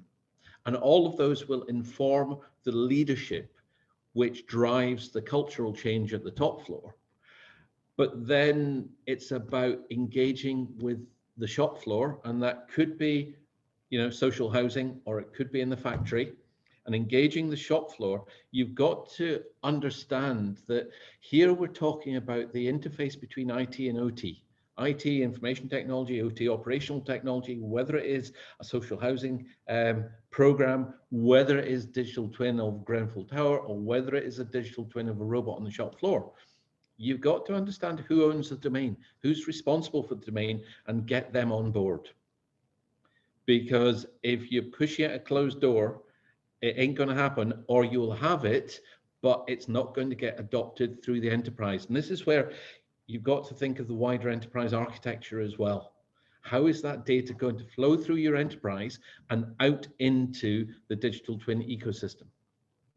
And that is perhaps leading into the answer of the next question. There are an awful lot of domains here that are already looking at digital twins, but they're looking at it from their domain perspective. So maybe what is needed is for techUK, some other body, and I don't know who it is, to wrap an umbrella above all those digital twin working groups. Because one of the biggest challenges you will have is it's almost a semantic problem. What's the terminology? Do we have a standard terminology for digital twins across all these domains? And at the moment, the answer is no. And until we get the common understanding of what we're doing, we are, struggling. Thank you, Rob. And I think that just, underlines the imperative of bringing groups like these together and having this type of conversation. So thanks again, Rob. And Bola, I'd like to turn to you. You've been involved in the development of both of these reports. You're also sort of sitting at the fulcrum of an industry in a sector that's sort of preparing itself to adopt digital twins, but also at the beginning of that journey. So just wanted to get your perspectives again on what do you think the key areas that your sector and others should be considering at that early stage of adoption? Well, I mean, I run the risk of, poaching some of what my eloquent panel have already stated, but I think, look, I'm a quantity surveyor. I'm going to get there very quickly. I'm going to use the numbers, okay? There is a demonstrable, evidence-based argument that says, actually, Bola, would you be willing to help us identify where we're hemorrhaging money? The industry isn't losing, they're hemorrhaging money. I'm going to get there very quickly just by demonstrating where those fixes need to exist, right? And that's just on the data that is available today and largely unstructured. But there's a moral and a legal obligation here, okay? Dane Hackett has given the entire sector an option to get out of jail free, literally, if you comply, if you begin to manage your assets in a digitized way, using all of the tools that exist and creating those that don't exist. But there is no opportunity to get out of this one. You've got to figure this one out. Now, this is where leadership kicks in. But I think if I have a conversation with the financial directors of every single housing entity across the country, and I demonstrated to them where actually there are some low-hanging fruit here to help you understand what the value proposition is at a helicopter view, then to Rab's point, getting down to a granularity of a site operational level and understanding where the Grenfells went wrong and why I became very embarrassed to be associated with the built environment, we're going to get there very quickly. The business case toolkit is about the process of getting there. But as a QS, I can get you there very quickly, just looking at the data that you have, how you manage it, and where the gaps exist. So for me, it's a no-brainer. Yeah, I think, as you say there, Bola, I think a number of core messages seem to be emerging in commonality as we have these discussions. So thanks very much. And Neil, final word to you. We've got a couple minutes left, and then we'll introduce Sarah back into the conversation to give a sense of the next steps. But yeah, Neil, again, your perspectives on where we should begin the digital twin journey and what is imperative to keep in mind as you start that journey. I mean, I could be really short and just say what everyone just said. One, a cop-out is there is a report that sets it out, and I won't steal too much of Sarah's thunder in sense of starting with the work that's done in the DT toolkit. So I'll steer clear of that one. I'll perhaps share something from my own experience in the Atcunes world in terms of, we've been looking at essentially informal experimentation about how you go about implementing these things around the world. And I think where it does work well is where you focus on solving a specific problem that's small enough that essentially a team of 5 to 10 people can go and crack. If it requires any more than that, you've done something wrong. The other side of it, if it requires, as a starting point, if you're looking at about £250,000 over 8 to 10 weeks type thing, if you're going outside of those realms in terms of a period of time to test something, amount of money to spend with a team, that's kind of seems to be a sweet spot. And I'm dealing about large infrastructure problems. Obviously, as you wouldn't spend that money trying to build a digital twin of your house, but there's a size dimension to it. What doesn't work is don't go out to your digital shed, go and try and invent something in isolation and then try and sell it to the world. I've seen lots of examples of that in the market, and go and talk to people that needs this stuff and shape it to that need. I think gone are the days that a genius goes off into a shed and comes up with a silver bullet. They didn't exist anyway, but I think there's a few people out there that are like, well, we're going to save the world with this silver bullet technology, and it's just not going to happen. So that's my broad advice, and I'll allow all the thunder to go to Sarah. Thanks very much, Neil. And just to say, thanks again for everyone on the panel today. It's been a really brilliant discussion, and inspiring to have all of you on the call. Within those presentations, I think there was such a wide variety of different issues that we focused on. So thanks again for taking the time. And I think you can see the comments coming through on the chat. So everyone's really grateful. And Sarah, I'd just like to hand over to you, just to give a sense of the next steps in terms of the Digital Twin Toolkit, how people can get involved and what they need to do moving forward. Thanks, Tom. So it's feedback to us on the toolkit. So have a look at the DT Hub and read the reports and feedback to us. And as I said, if you'd like to get involved in the team itself, you're very welcome. Please get in touch with us. I also mentioned earlier that we're developing a collaborative workshop, and I think that will help to address some of the issues that we've discussed today about how to get buy-in across your organisation, because that's a process in itself. So hopefully look out for that, and we'll be able to work with you and test that out with you very soon.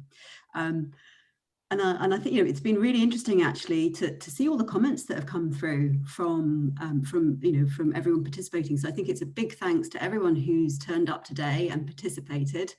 I think take some of these conversations onto the DT Hub. Obviously it's always good to have them in person and on a call like this, but while we can't be meeting up all the time, actually continuing these conversations through the discussion on the DT Hub is a good way to do that. So I think, for me, it's really thank you very much again to the Toolkit team. Thank you to the speakers, and thank you to Tom, for hosting this in a fantastic fashion today. Thank you very much to techUK for your support in making this happen. Thank you, Sarah. And then just a final word from me is really just to say again, thanks everyone for joining. I think, as you say, Sarah, they're really hoping that this isn't a sort of one-off linear publication of two reports. What we're hoping to do is keep the conversation going. So if you'd like to find out more about the work of the Digital Twins Working Group or any more information on the reports themselves, then do get in touch and we'll be happy to share that with you. But in the meantime, realise it's 11:02, so I'll let you get back to your days, and thanks again for joining. Hope to speak soon.